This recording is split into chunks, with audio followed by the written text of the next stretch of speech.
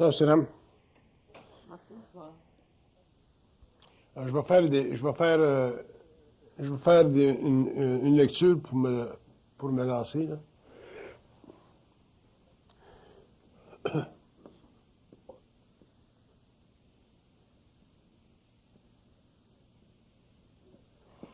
Ils disent que la psychologie évolutionnaire, c'est une science de l'âme, une science de l'esprit, une science de l'être, une science de la conscience, qui se développe avec qui se développe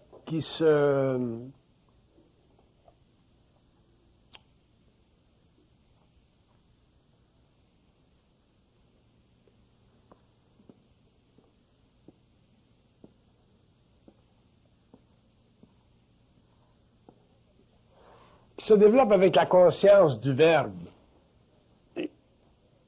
Je vais probablement que la conférence ce soir va être sur ce sujet-là, la conscience du verbe. Qu'est-ce que ça veut dire, la conscience du verbe? Disons que le titre de la conférence, c'est la conscience du verbe. Qu'est-ce que ça veut dire, la conscience du verbe?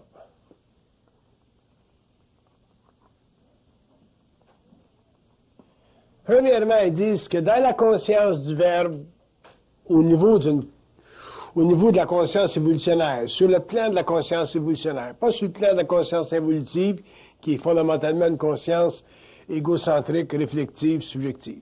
Mais au niveau d'une conscience objective, universelle, la conscience du verbe, c'est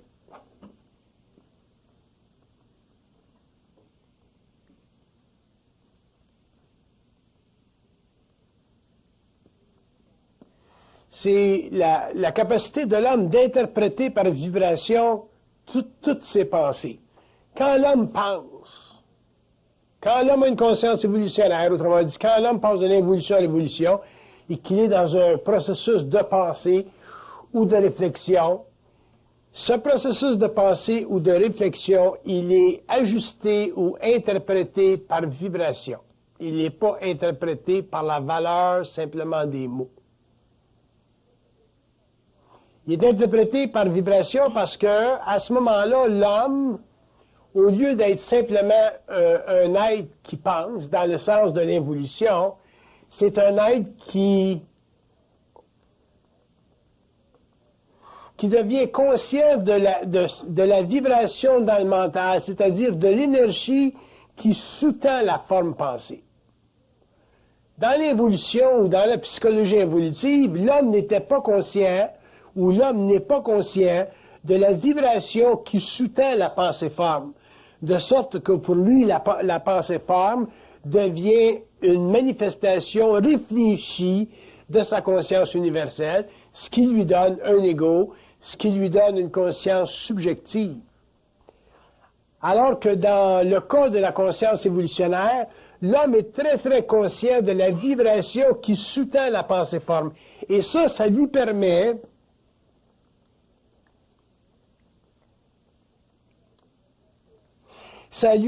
de commencer à pouvoir étudier ce qu'il sait.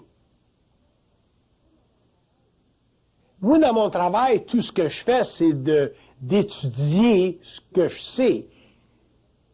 Mais ce que je sais, je ne peux pas le manifester dans sa totalité. C'est un processus vibratoire, c'est un processus créatif. C'est infini ce que l'homme peut savoir.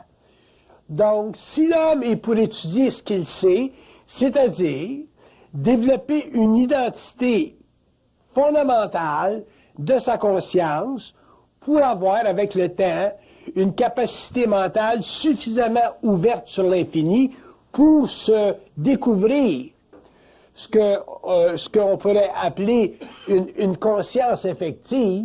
Il faut qu'il ait conscience vibratoire du verbe. Parce que s'il n'a pas conscience vibratoire du verbe, il y a une partie de sa conscience qui est dans la noirceur. Donc, s'il y a une partie de sa conscience qui est dans la noirceur, c'est-à-dire qu'il ne peut pas s'infinitiser, si vous voulez, ou se développer sans fin, à ce moment-là, l'homme est obligé de constamment faire un mouvement sur lui-même pour avoir l'impression d'être. Et c'est ça la conscience subjective. C'est pour ça, par exemple, dans le phénomène de l'étude de soi, même si vous vous étudiez ou si vous vous analysez toute votre vie, vous n'en arriverez jamais à vous comprendre.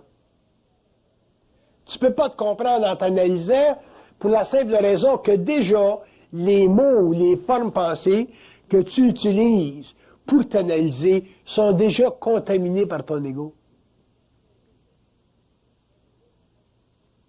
Sont déjà contaminés par l'ego. Fait que si vos formes pensées ou vos analyses sont contaminées par l'ego, vous n'avez pas accès à une réserve infinie de conscience auquel l'homme, n'importe quel homme a accès, pour pouvoir vous savoir parce que vous prenez la forme que l'analyse vous permet d'acquérir, mais vous n'avez pas la conscience de la vibration. Fait qu'à ce moment-là, quand vous étudiez quelque chose ou quand vous regardez quelque chose, vous êtes obligé de chercher la vérité. Fait que en cherchant la vérité, automatiquement, vous sortez du réel et vous vous impliquez dans un processus mental, psychologique, évolutif, qui est coloré par la culture, que vous soyez chinois, que vous soyez judéo-chrétien, arabe, juif. Alors, ce processus-là de recherche de la vérité, il est coloré par votre culture et vous ne pourrez jamais en arriver à avoir une conscience réelle parce que vous avez simplement conscience de la forme, vous avez conscience du verbe, mais vous n'avez pas conscience de la vibration derrière la forme.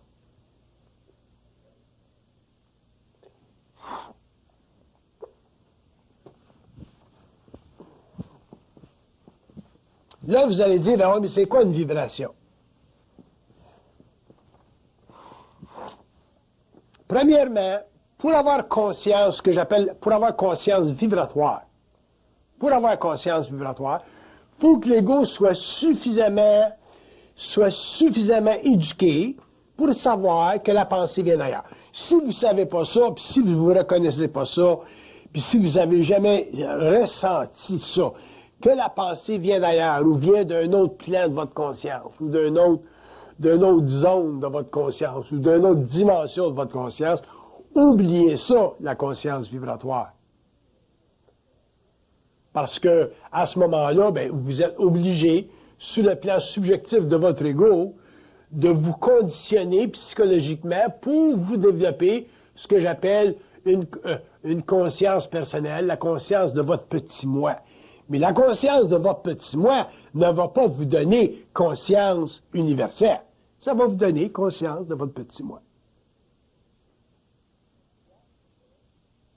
Pourquoi? Parce que la conscience du petit moi, c'est celle qui est très bien, techniquement, ou qui ne veut pas, techniquement, ou qui n'est pas capable, techniquement, ou psychiquement, prendre conscience que derrière la forme de toutes les pensées qui font partie de son univers personnel, il y a toujours une vibration, et cette vibration-là, c'est l'énergie créative qui vient du plan mental, qui vient des autres plans, et qui permet à la pensée de devenir créative. Une pensée ne devient pas créative si vous n'avez pas conscience vibratoire. Quand je dis qu'une pensée ne devient pas créative, si vous n'avez pas de conscience vibratoire, ça veut dire que votre pensée, elle appartient à un niveau ou à un autre. Elle appartient à votre culture, à votre civilisation. Elle appartient à votre culture. Fait que vous pouvez être très intelligent à l'intérieur de votre culture. Vous pouvez avoir un doctorat à l'intérieur de votre culture, mais ça ne veut pas dire que vous avez une pensée créative. Parce que cette pensée-là, elle appartient à votre culture. Et il y a seulement la vibration qui est capable de découpler votre pensée de votre culture. Quand on parle de l'homme universel, qu'il soit chinois, qu'il soit arabe, qu'il soit français, qu'il soit allemand, un homme universel, c'est un être qui, à l'aide de la vibration derrière la forme, est capable de se découpler de la pensée qui fait partie de sa culture. À ce moment-là, un Allemand comprend un Français, un Arabe comprend un Juif comprend un Chinois. Il n'y a plus de problème. Mais si vous n'êtes pas capable de vous découpler des pensées qui font partie de vos cultures, parce que vous n'avez pas conscience vibratoire, vous aurez toujours une conscience égoïque, égocentrique, plus ou moins développée, plus ou moins subtile, plus ou moins raffinée, sophistiquée, ainsi de suite, mais vous n'aurez jamais de conscience créatrice, donc vous n'aurez jamais de conscience universelle et vous ne pourrez pas vous savoir. Parce que vous n'aurez pas participé au processus de développement de votre identité. Il y a beaucoup de gens qui me demandent, mais qu'est-ce que c'est l'identité? L'homme, j'en ai dit de l'identité. Non, l'homme n'a pas d'identité. L'homme ne peut pas avoir d'identité. Pourquoi? Parce que l'homme est incapable, psychologiquement dans l'évolution, de substituer une pensée réfléchie pour une pensée qui est totalement vibratoire. Donc, le phénomène de l'identité, quand on parle d'identité universelle, quand on parle d'identité fondamentale, quand on parle de genèse du réel pour l'homme, c'est le passage de sa conscience évolutive à une conscience évolutive. C'est le passage d'une manière de voir ou de ne pas voir à une manière de voir qui est universelle et qui appartient à tout le monde. Et dont l'intelligence n'est pas fragmentable, n'est pas colorable. Un Chinois qui voit ou qui sait, un Arabe qui sait, un Juif qui sait, un Québécois qui sait, un Allemand qui sait, ils savent toutes la même chose. Parce que savoir à ce moment-là devient quoi? Ça devient un processus créatif basé sur la vibration et non pas sur la forme. Ce qui divise les hommes et ce qui nous crée une tour de Babel dans le monde, c'est que notre connaissance, nos connaissances, bien qu'elles soient très intéressantes, très grandes, ainsi de suite, et très parachevées, sont basées toujours sur la division. Elles divisent les hommes. Regardez ce qui se passe dans les religions.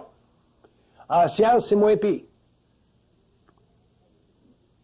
Et dans les religions, dans les domaines de philosophie, dans toutes les sphères de la pensée humaine où réellement on a besoin beaucoup d'unification, il y a beaucoup de divisions, puis on en souffre au niveau des guerres, on en souffre au niveau des divisions démographiques, au niveau des séparations de culture. Pourquoi? Parce que l'homme n'a pas, pour des raisons d'évolution qui commencent, l'homme n'a pas conscience de la vibration qui sous-tend la forme. Une pensée, ça n'existe pas par soi-même.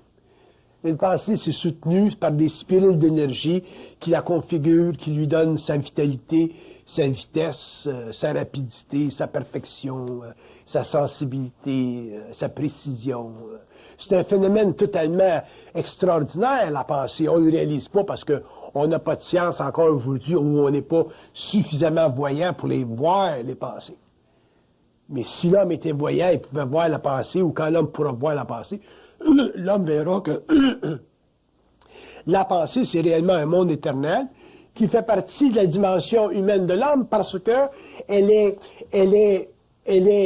manifestée dans son cerveau à travers ses cellules par des énergies extrêmement volatiles, extrêmement cosmiques qui permettent à ces spirales d'énergie-là de configurer ce qu'on appelle des moments d'être-té. Une pensée, c'est un moment dans l'histoire de l'homme d'être-té. Quand vous pensez, là, vous êtes dans un moment d'être-té. C'est un moment d'être-té. Ça se mesure, c'est une pensée. Ces moments-là même se mesurent.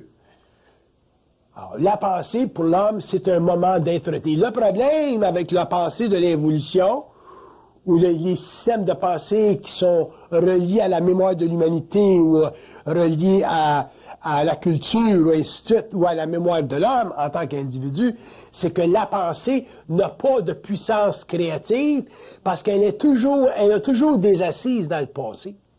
Alors que la pensée créatrice, elle est totalement instantanée. Elle peut faire référence au passé, elle peut faire référence à l'avenir, mais son statut, sa nature, son dominion, c'est le présent. C'est le présent, parce que c'est totalement instantané. Puis l'ego, il n'a pas besoin d'être là, en tant que miroir réflectif, parce que l'ego devient éventuellement un très bon canal, très ajusté, à pouvoir composer avec cette énergie-là qui est très fluide et qui donne à l'homme finalement de l'intelligence, c'est-à-dire une capacité de s'interposer sur la Terre, entre les plans, donc entre les forces psychiques, spirituelles, spirites du monde de la mort, ou les forces psychiques et spirites des mondes plus avancés, comme le monde mental, et aussi en relation avec l'homme, qu'il tend ou qu'il peut, avec le temps, amener à comprendre le mystère de son humanité ou de sa conscience personnelle.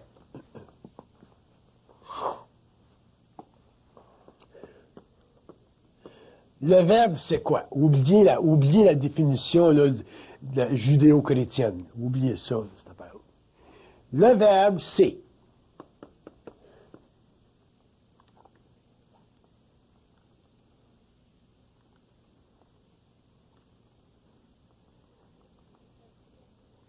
ils disent que le verbe, c'est le constat infini de la pensée manifestée.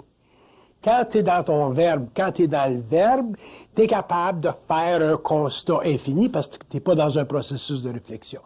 Fait que tu es capable de faire un constat infini de la pensée manifestée. Quand un homme est dans le verbe, il fait un constat infini de la manifestation de la pensée. Pourquoi?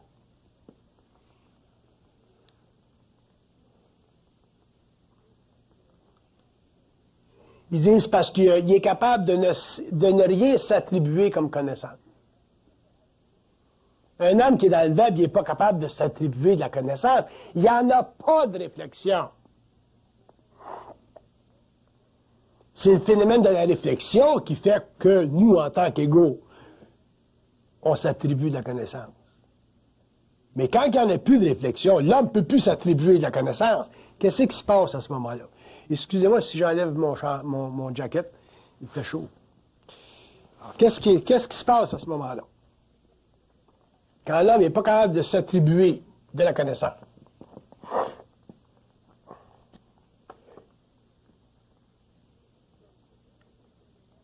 Ils disent il devient instantanément créateur d'une pensée qui n'a jamais existé. Là, ça commence à être intéressant. Pourquoi? Parce qu'ils disent que c'est à ce moment-là qu'il commence à apprendre. Mais apprendre le réel.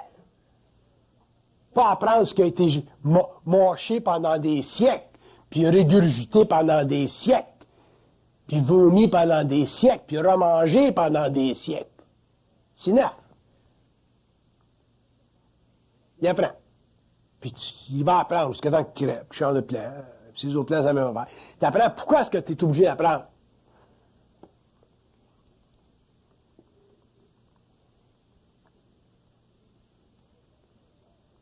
Parce qu'ils disent, tu es obligé de prendre conscience qu'une partie de ta conscience est ailleurs.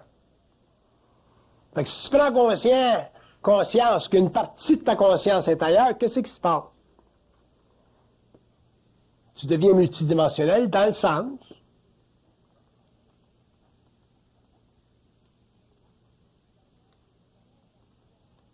il dit dans le sens que tu commences à pouvoir être ici puis pas ici en même temps.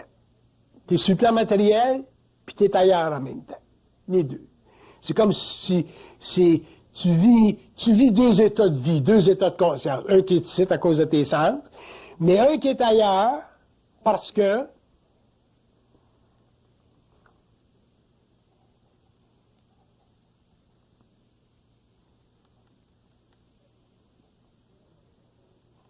qu'il dit, tu reconnais que ton intelligence n'est pas réfléchie par toi-même.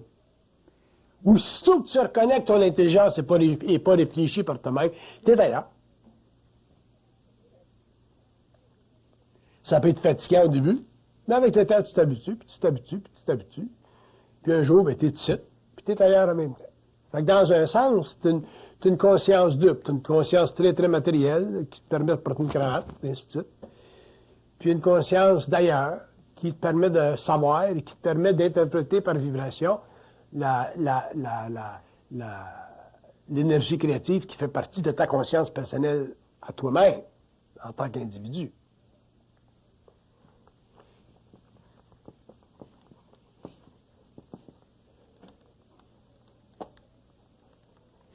Puis il dit, à ce moment-là, il dit, ça devient intéressant pour l'homme, parce que là, c'est la première fois qu'il peut commencer à se construire une science de l'esprit. Parce que l'homme va se construire une science de l'esprit qui va durer des siècles, puis des siècles, puis des millénaires, parce que c'est infini l'esprit. Avant, l'homme ne va pas se construire une science de l'esprit. L'homme on lui communiquait une doctrine de l'esprit. Les religions ont fait ça. Mais se construire une science de l'esprit, c'est-à-dire prendre charge de la destinée de sa pensée, instantanément quand il parle, en prendre charge. Ça fait partie de son évolution, ça fait partie d'amener de nouvelles connaissances à l'humanité, puis ça fait aussi partie de se construire une nouvelle science. Parce que tu le réalises quand tu le fais, ça, que tu prends charge de la destinée de la pensée. Parce que cette pensée-là, elle a une base vibratoire, puis elle est totalement sans réflexion. Donc, quelque part dans le temps, elle va mettre une autre conscience en évolution, en vibration. Elle va mettre une conscience en vibration.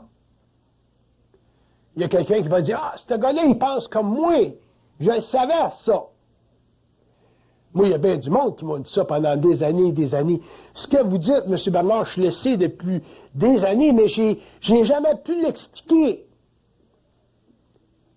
Là, j'ai des Américains là, qui commencent à s'intéresser à mon travail. Là. Puis, ils sont prêts.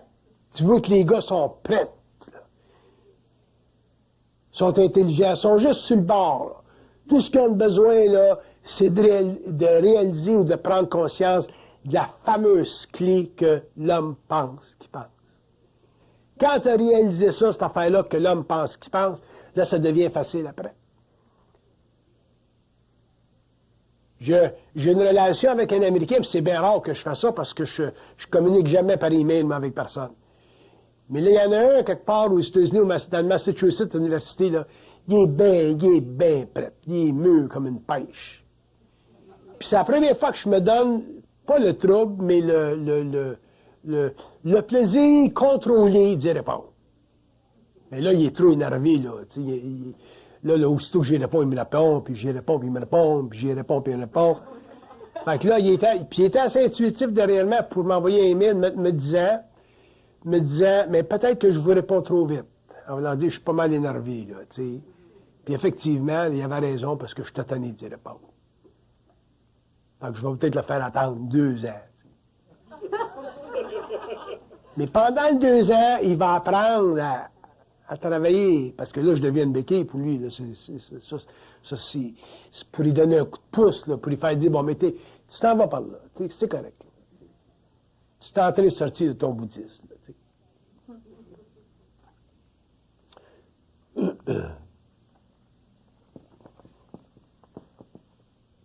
Là, il est prêt là, à ce que j'aille aux États-Unis, me faire des rencontres, me faire des séminaires. Tout, il est rendu réellement. Là, il faut qu'il se calme. Tu sais.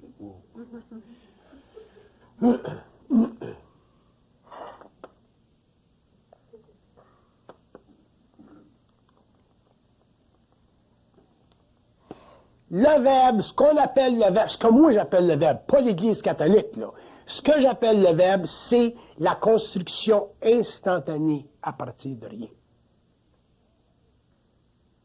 Quand l'homme construit instantanément à partir de rien, simplement à partir d'une vibration, pas à partir d'une forme, c'est ça le verbe. Fait que c'est pas une grosse patente. Faut pas en faire tout un chial de ça. Quand tu passes d'une vibration, tu construis une pensée forme à partir d'une vibration et non pas à partir d'une pensée forme. À ce moment-là, tu es dans le verbe. Alors, qu'est-ce qui se passe au niveau de ton ego à ce moment-là? Premièrement, tu commences à réaliser que tu es intelligent. Deuxièmement, tu commences à réaliser que tu es dans l'intelligence. Troisièmement, à ce moment-là, tu réalises que tu n'es pas intelligent. C'est pas toi. C'est important, là. Étape numéro 1, tu penses que tu es intelligent. Pas de problème. On a droit à ce faux pas-là. Après ça, tu commences à réaliser que tu es dans l'intelligence. Quand tu commences à réaliser que tu es dans l'intelligence, bien là, tu réalises que c'est pas toi qui es intelligent. L'intelligence, c'est un processus. Tout est simplement un récepteur là-dedans.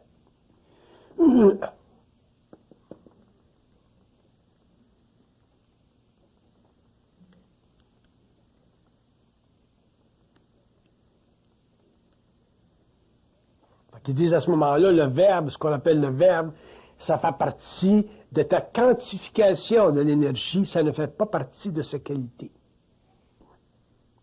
Parce que tu n'es plus responsable.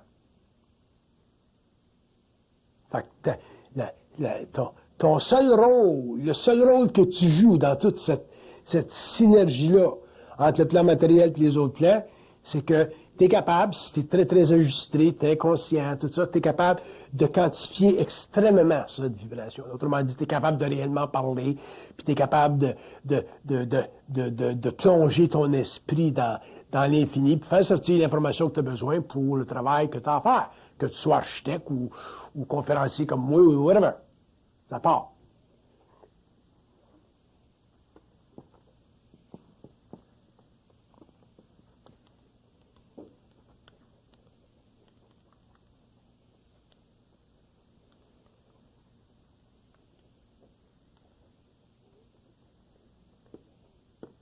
Il dit à ce moment-là, il dit la seule chose que l'homme réalise qu'il a à faire par rapport à la connaissance, c'est de réaliser qu'il n'en est pas responsable.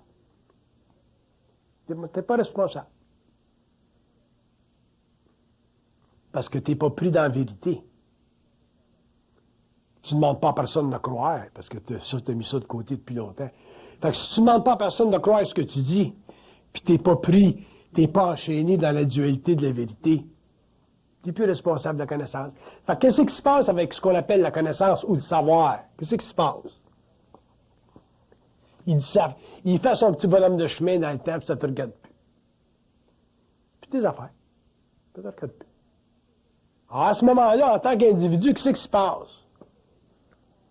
Il dit, là, on commence à arrêter de se chercher. T'arrêtes de te chercher.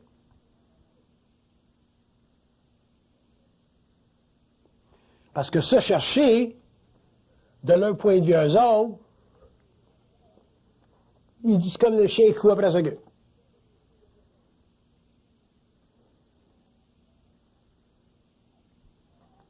Même si vous cherchez pour des bonnes raisons, rose, croix, bouddhiste, whatever, philosophie, vous cherchez pareil.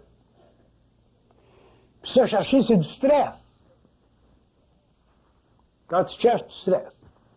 Pourquoi est-ce que tu te stresses? Parce que tu veux atteindre la vérité. C'est quoi la vérité?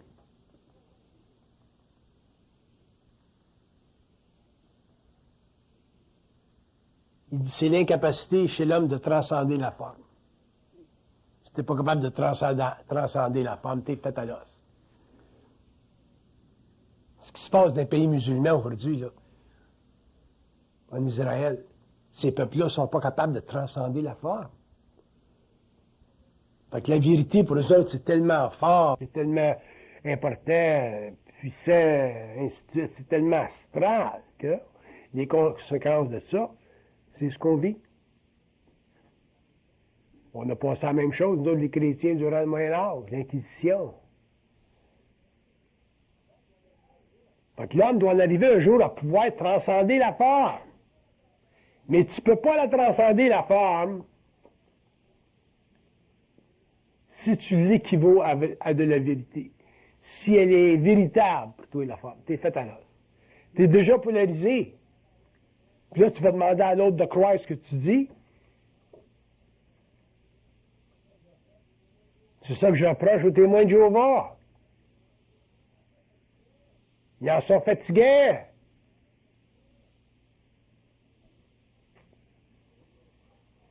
Ils ont eu leur claque, là, à l'an 2000, là, quand le monde ne s'est pas écroulé, là. Il y en a bien des millions qui ont pensé que le monde s'écroulait à l'an 2000. Là.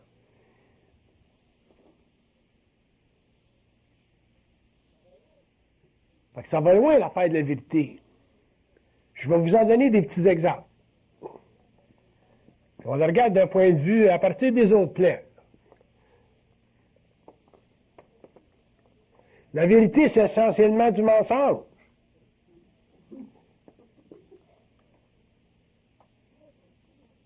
Bien formulé pour que l'homme se sente bien. C'est intéressant.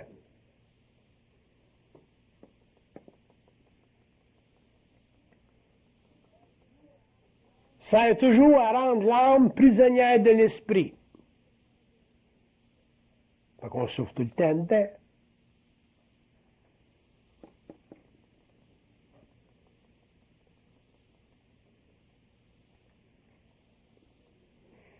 Ils disent la vérité existe sur la terre parce que là, l'homme ne s'est pas adapté à sa propre infinité. Si l'homme était adapté comme il s'adaptera avec l'évolution à sa propre infinité, la vérité, ça n'existe plus. Alors, qu'est-ce qui remplace la vérité? Mais c'est le réel. Puis c'est quoi du réel? Tu ne le sais pas. C'est un processus instantané qui se développe. Tu ne demandes pas une molécule d'eau où aller dans la rivière. Elle se promène, elle se promène, elle se promène, elle se promène. Elle se promène.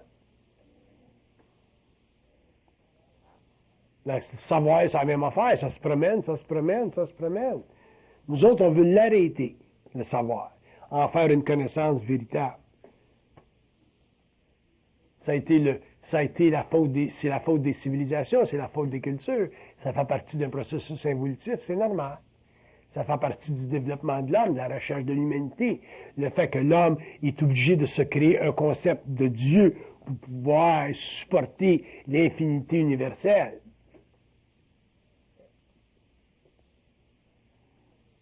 Pourquoi? Parce qu'il n'y a pas conscience vibratoire. Si l'homme avait conscience vibratoire, les structures mentales, les architectures mentales inférieures qui font partie de l'évolution, qui font partie du passé de l'humanité ou des cultures auxquelles l'homme a appartenu, ça y servirait plus. Fait qu'il y aurait un gros poids sur ses épaules philosophiques, ses épaules psychologiques, ses épaules d'identité. Gros poids qui serait totalement éliminé.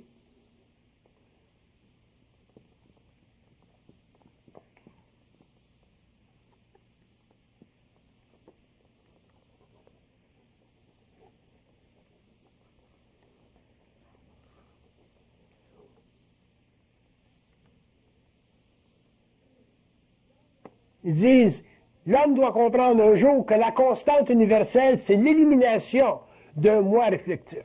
C'est une constante universelle pour eux autres. Autrement dit, un jour, avec l'évolution, que ça prendra le temps que ça prendra, l'homme va vivre dans une constante universelle, c'est-à-dire qu'il y aura abolition de la réflexion du moi. Ça ne veut pas dire que le moi, il est éteint comme dans le sens, comme souvent des gens pensent, dans le sens de s'unir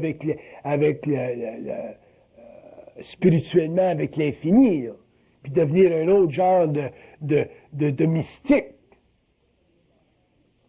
Ça nous met dans la merde aussi, c'est ce qui s'est produit aux Indes, et ainsi de suite.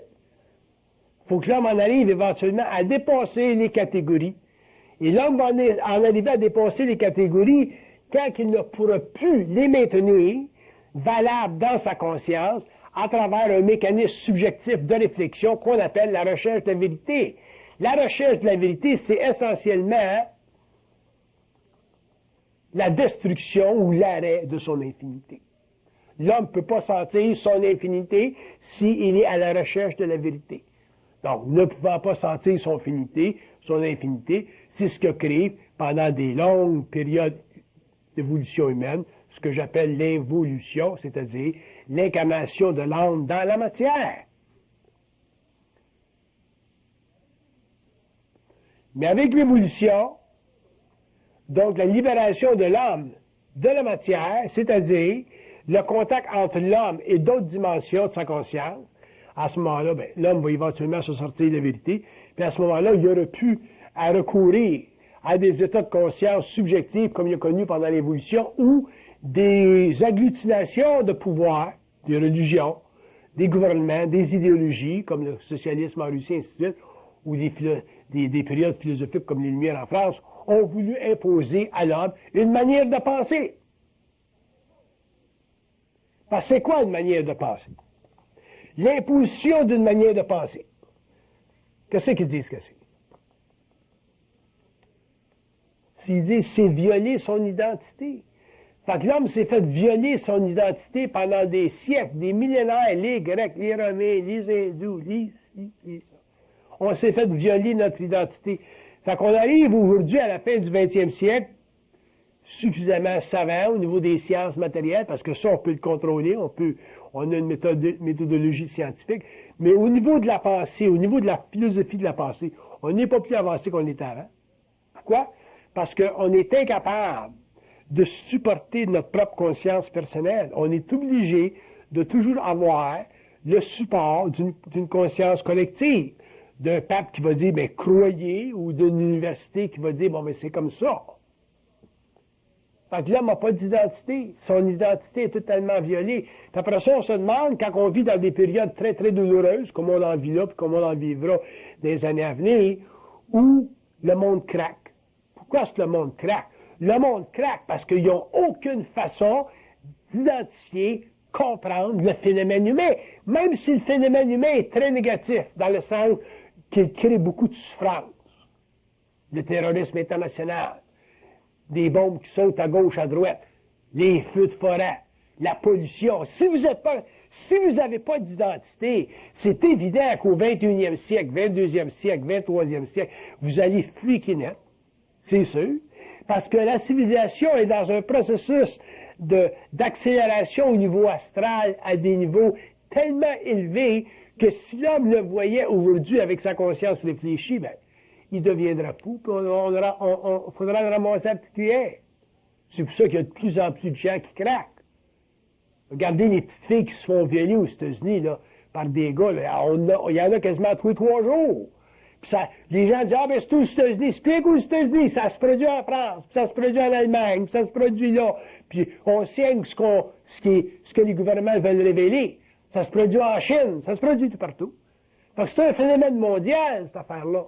Fait que si l'homme n'a pas d'identité, si l'individu n'a pas d'identité, puis vous lisez le Journal de Montréal, vous êtes fait. Vous allez tomber en déprime, c'est sûr, parce que la fonction de ces journaux-là, c'est de vous donner les nouvelles. Ils vous les donnent, à pleine pelletée. La population de Montréal, à tous les matins, quand ils prennent leur café dans les restaurants, ils ont le Journal de Montréal. Il y a bien du monde parmi nous autres qui l'ont lu le matin.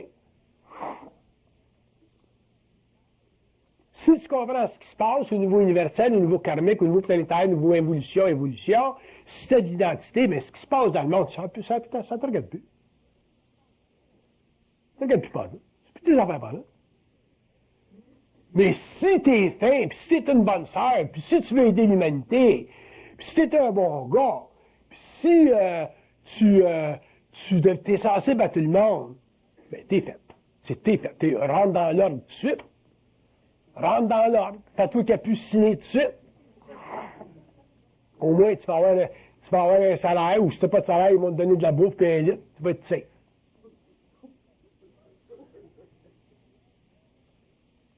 On est rendu là. Il y a du monde qui me dit à moi, ben oui, M. Bernard, mais si on n'avait pas de monde pour aller en Afrique puis aider les Africains, ainsi de suite, au niveau des aides humanitaires, ben, j'ai dit, ah non, c'est pas qu'il n'y a pas de problème. Non, c'est plein. J'ai dit, m'en pas à moi, par exemple. Mais toi, tu veux y aller, pas de problème. J'ai un de mes amis juifs, il me dit, il a fait bien d'argent, puis il est bien intelligent, puis il me dit à moi un jour, il me dit, il faut que je fasse quelque chose pour l'humanité. Je lui dis, veux-tu, répète-moi ça, là. Il dit, I want to do something for mankind. Tu veux faire quelque chose pour l'humanité. Tu es un juif, puis tu veux faire quelque chose pour l'humanité. J'ai dit, les juifs, ils ont été intelligents jusqu'au moment où tu me dis ça.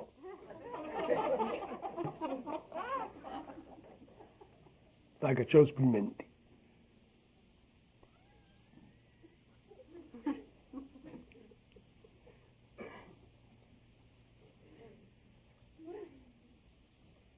quelque chose pour l'humanité. Tu fais quelque chose pour l'humanité en fonction de l'illusion que tu as de faire quelque chose pour l'humanité. Là, ça marche. Si tu me dis, bon, j'ai une grande illusion de faire quelque chose pour l'humanité, j'aimerais ça aller en Afrique, puis tout corriger les problèmes. Pas de problème, on te met sur le bateau, va rencontrer Jean Chrétien, puis il t'envoie. Mais au moins, tu es dans ton illusion, tu es encapsulé dans ton illusion, ça fait partie de ton illusion, puis personne, même pas moi, j'ai le droit de toucher à ton illusion. J'ai pas le droit de toucher à ton illusion.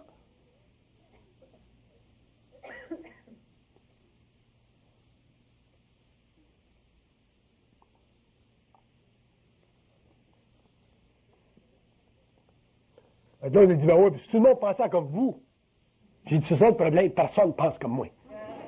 Fait que j'ai réglé son affaire tout de suite.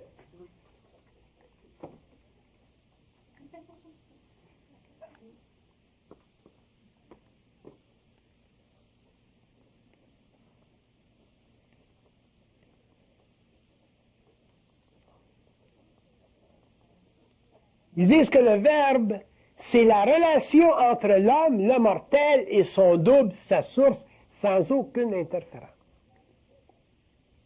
Sans aucune interférence. Ça veut dire qu'il n'y a rien qui vient entre lui et toi. Il n'y a rien. Rien, ça veut dire qu'il n'y a pas d'astral. Il n'y a pas de pensée subjective. Il n'y a pas de mémoire. Il n'y a pas de culture. C'est lui à toi. Point final. C'est ça qui va créer, qui va donner à l'homme ce que j'appelle une identité universelle, puis une capacité de réellement comprendre où il fit, où il se situe dans le schéma des choses. S'il y a une guerre, s'il y a une bombe qui éclate dans le coin, s'il se passe quelque chose, si les eaux montent et commencent à menacer nos villes, il faut que l'individu sache quoi faire. Mais il faut qu'il sache quoi faire par rapport à lui-même, en fonction de son identité. À ce moment-là, il n'y a plus de problème. Ça n'a plus d'importance, ce qui se passe dans le monde tout à l'heure.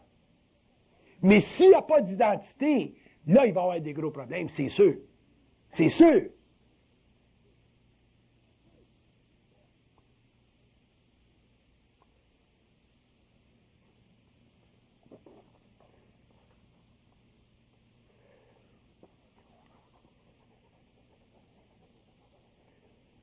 Il dit, vous pensez que c'est difficile de vous connaître, puis il dit, dans le fond, c'est facile. Il dit, arrêtez de vous chercher.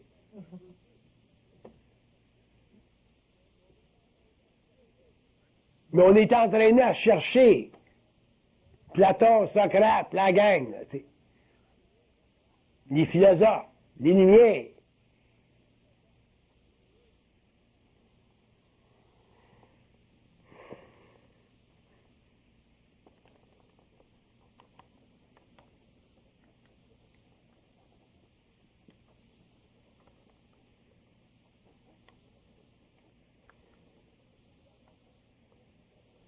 Il dit, quand l'homme termine sa propre programmation, il dit, il se prononce devant son propre tribunal. Ça veut dire quoi, ça?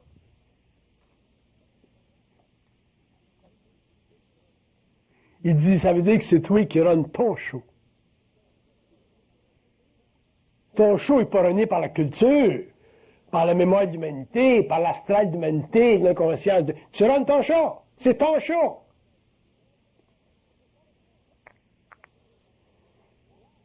Tu ne seras pas dit par un prélat de croire.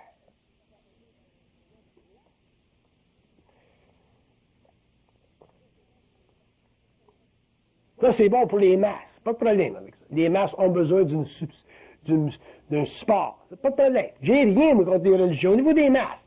Mais c'est pas aux masses que je parle. Je parle à l'individu, l'homme. Un à la fois.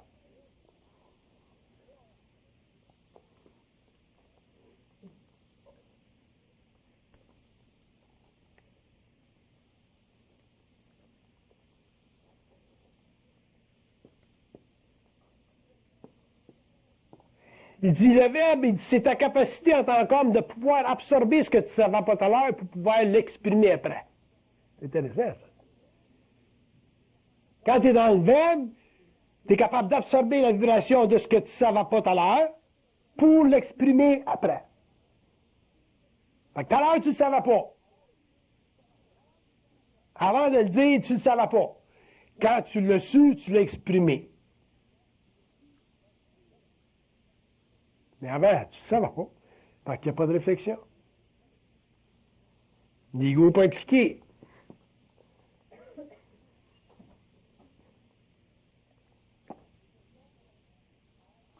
Avez-vous des questions?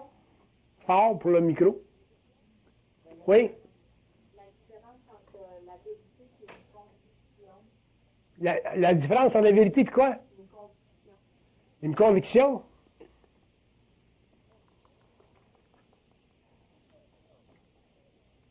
Il dit une conviction, il dit c'est une façon de penser qui donne l'impression que tu as raison. C'est une façon de penser. C'est simplement une façon de penser que tu as raison. Puis c'est pas bon parce que tu peux ne pas. Tu peux avoir l'impression que tu as raison, mais ça ne veut pas dire que ça va être réel dans l'affaire. Donc une conviction puis la vérité, c'est tout connecté, ça. C'est tous des cousins et des petits frères ensemble. Ça fait partie des mêmes platitudes de la conscience humaine, oui. On peut avoir des fois des choses. Si vous avez une conviction, vous allez vouloir me convaincre. De quel droit vous avez de vouloir me convaincre? Vous n'avez pas le droit de me convaincre. Vous avez le droit de me parler. Si c'est intelligent, mais je vais dire, bon, ben c'est intelligent, fait qu'on s'en va ensemble, on pige la même affaire, mais de me convaincre, vous n'avez pas le droit. C'est ça que j'ai contre les religions. Courir ou meurt, là, tu sais. Regardez ce que ça a fait. Oui? On peut avoir l'impression qu'on a une certitude, c'est une conviction qu'on a. Vous pouvez avoir l'impression que vous avez une certitude, puis c'est une conviction, puis c'est avec le temps que ça s'ajuste, ça. C'est parce qu'il y a encore trop d'ego. Avec le temps, mais ça s'ajuste. Il y a moins de réflexion, puis un jour, ben, vous êtes dans une certitude, la conviction, vous n'avez plus besoin de ça. Il y a des trappes dans l'évolution de la conscience. C'est évident que vous n'allez pas passer de 0 à 60 000 à l'heure instantanément. C'est un processus évolutionnaire. C'est long. Mais vous allez le voir, ça se voit. Parce que vous allez regarder en arrière, vous allez vous dire, bon ben, ouais, je pensais que j'avais la certitude, mais c'était réellement de la conviction. Mais ça fait partie des illusions astrales de l'homme. On passe au travers de ça, avec le temps. Oui? Oui? Peut-être niaiseux, mais. Pourquoi vous dites peut-être niaiseux? Pourquoi vous dites. Ouais. Ça, c'est une partie de. Mais je veux savoir, il y a une raison pour laquelle tu as toujours dans c'est parce que c'est une façon de penser ou de. Pourquoi est-ce que je fais des barbeaux? Je fais des barbeaux, premièrement, pour me reposer, ça me repose. Puis, au lieu de supporter ça dans ma tête, mais je l'envoie directement sur le tableau. C'est comme un support matériel. C'est ma façon à moi de canaliser pour vous autres l'information. Sans ça, ben, je resterai ici, devant vous autres, là. Je pourrais vous parler pendant des heures, il n'y aura pas de break. Puis à ce moment-là, la vibration monterait trop. Puis vous arriveriez chez vous, puis vous auriez beaucoup de difficultés à dormir. Comme ça vous donne un break. Parce que si je restais ici devant vous autres, là, comme un sphinx, là, puis je vous parlerais pendant 4 heures, vous verriez que vous auriez de la misère à dormir le lendemain matin. Fait que ça casse ça pour vous permettre, en tant que personnalité, d'absorber des sections de tout ça, sans être obligé de vivre des changements vibratoires trop intenses. Fait que en même temps, ça vous protège, puis moi, ça me repose. Parce que surtout que je vais au tableau, moi, ça part. C'est comme une... Oui. Ben, je dis qu'il faut réaliser qu'on est à deux places en même temps. Mais c'est quoi la différence entre cela et penser que nous sommes contrôlés de l'extérieur, comme par exemple d'un Dieu qui est à l'intérieur de nous et qui nous tient sous notre force? Un Dieu, c'est un concept humain. Premièrement, un Dieu, le concept de Dieu, c'est un concept humain. Quand l'homme pourra entrer dans un dialogue télépathique avec les autres plans, à ce moment-là, sa cosmologie va changer. Autrement dit, la structure des mondes, la structure de l'invisible, la structure des plans, la structure des forces qui font la gestion de toute l'évolution à différents niveaux, va changer parce qu'à ce moment-là, il y aura accès à des réponses fondamentales parce qu'il pourra poser une question fondamentale. Mais à ce moment-là, l'homme ne pourra plus substituer dans sa conscience personnelle des valeurs qui étaient nécessaires durant l'évolution pour ce qu'il vivra à ce moment-là. Il va changer. Parce que le concept de Dieu, c'est un concept spirituel, c'est un concept religieux. Puis avec l'évolution, au fur et à mesure où l'homme va entrer dans un autre partenariat avec cette énergie créative-là qu'aujourd'hui, probablement, vous appelez Dieu, l'homme va s'apercevoir qu'il y a des instances, il y a des hiérarchies dans les mondes parallèles, puis que l'univers est extrêmement complexe. Puis ça serait absolument non intelligent que le concept de Dieu existe en réalité.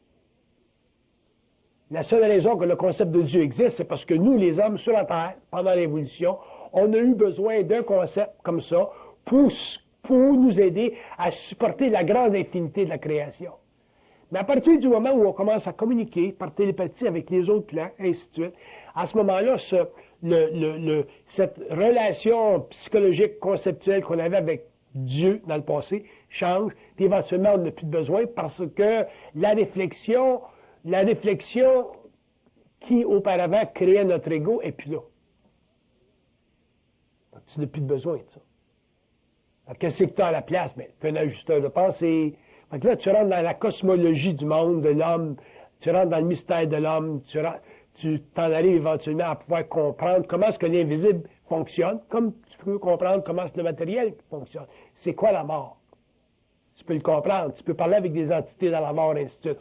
Puis eux autres peuvent t'expliquer qu'est-ce qu'ils font, pourquoi est-ce qu'ils sont là, où c'est qu'ils s'en vont, c'est quoi leurs illusions, c'est quoi leur relation avec l'homme, et ainsi de suite. Donc, la cosmologie de l'homme va changer. Autrement dit, la science de l'invisible va devenir pour l'homme aussi concrète que la science de la matière. Puis à ce moment-là, ben, le concept de Dieu qu'on a utilisé pendant l'évolution, ça ne servira plus parce que ça sera plus suffisant pour nous donner une explication valable du réel. Parce que pour que l'homme ait une explication valable du réel, il faut que quelqu'un y parle. Mais là, quelqu'un qui parle, ou l'entité qui parle, ou la réalité qui parle, ou le principe qui parle, ce principe-là, il faut qu'il soit identifié, il faut que l'homme s'identifie avec lui, il faut que l'homme soit capable de supporter ça. Puis éventuellement, une fois qu'il est capable de le faire, bien, le reste dépendant de sa vibration, le reste s'ensuit parce qu'il n'y a plus de limite à comprendre les mystères. Donc à ce moment-là, le concept de Dieu, qui faisait partie des religions, puis qui était nécessaire pendant l'évolution, puis qui était apporté par des initiés dans l'évolution, ça va disparaître. Puis l'homme va passer à un autre niveau de conscience, qu'on appelle une conscience universelle. Mais les religions n'existeront plus dans ce temps-là. Le concept de Dieu ne fera plus partie de l'architecture du mental inférieur de l'homme. Okay.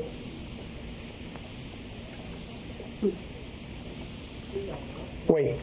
Vous, que vous pensez, là, qu'on se mettait en état de réception, Oui. que vous recevez, vous dites, C'est le contact avec lequel je travaille. Bon, c'est qui, c'est pas important pour vous autres de savoir. Parce que si vous commencez à vous intéresser dans la nature du contact, là, vous allez encore rentrer dans une cosmologie personnelle, puis là, vous allez vous créer encore des formes. Puis en vous créant des formes, mais vous allez retarder votre propre évolution. Parce que là, vous allez tomber sous les lois de la curiosité. Si vous tombez sur les lois de la curiosité, vous allez tomber sur les lois de la connaissance.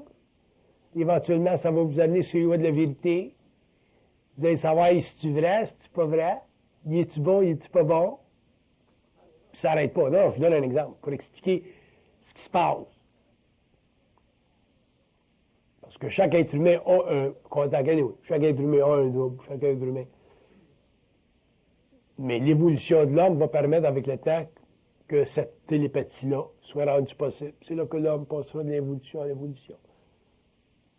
Mais en attendant, ben, il y a beaucoup de vieux bois qui doivent être brûlés dans la chaîne. Parce qu'on a des mémoires.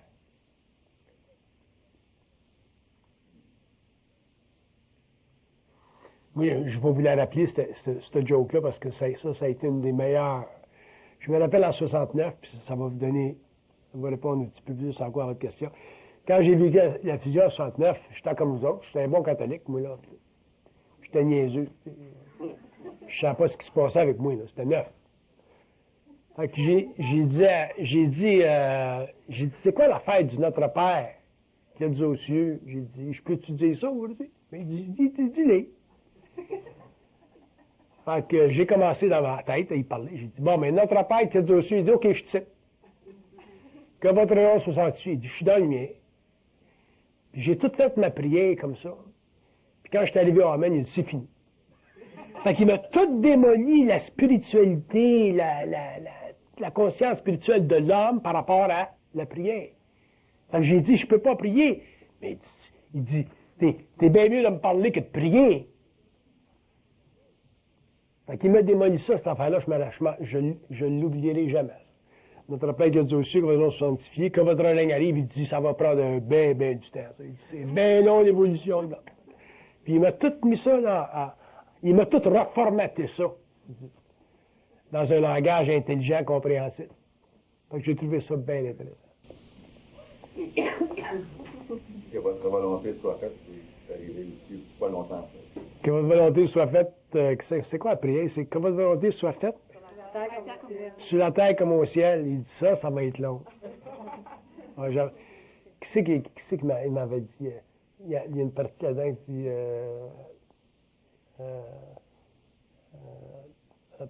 pardonnez-moi mes péchés, nos offenses. Il dit la culpabilité, il dit c'est très, très mauvais. Il y avait une autre partie dans la prière, il disait aujourd'hui, donne-nous aujourd'hui un péché. Il dit tu t'inquiètes pour rien. Fait qu'il m'a réellement tout reformaté ça. Je ne l'ai jamais oublié, celle-là. Ça, fait que là, c'est là que j'ai compris l'illusion de la prière. Quand tu es dans une conscience, quand tu es d'une conscience télépathique. Fait qu'imaginez-vous les autres études que j'ai faites après ça. Parce que moi, j'avais quand même une mémoire judéo-chrétienne. Fait que votre question à M. en arrière est très, très importante. Puis, je vous en réponds un petit peu, là, pour vous donner un petit peu un encadrement de ça. Fait que la cosmologie, autrement dit, la science des mondes parallèles de l'univers dans sa totalité, bien, ça fera partie de la science de l'homme. Puis, mais rendu à ce point-là, l'homme ne pensera plus un gros. L'homme va être en conscience télépathique. Fait que si tu veux savoir quelque chose, tu leur demandes de te le dire. S'ils veulent te le dire, parce que des fois, ils ne veulent pas te le dire.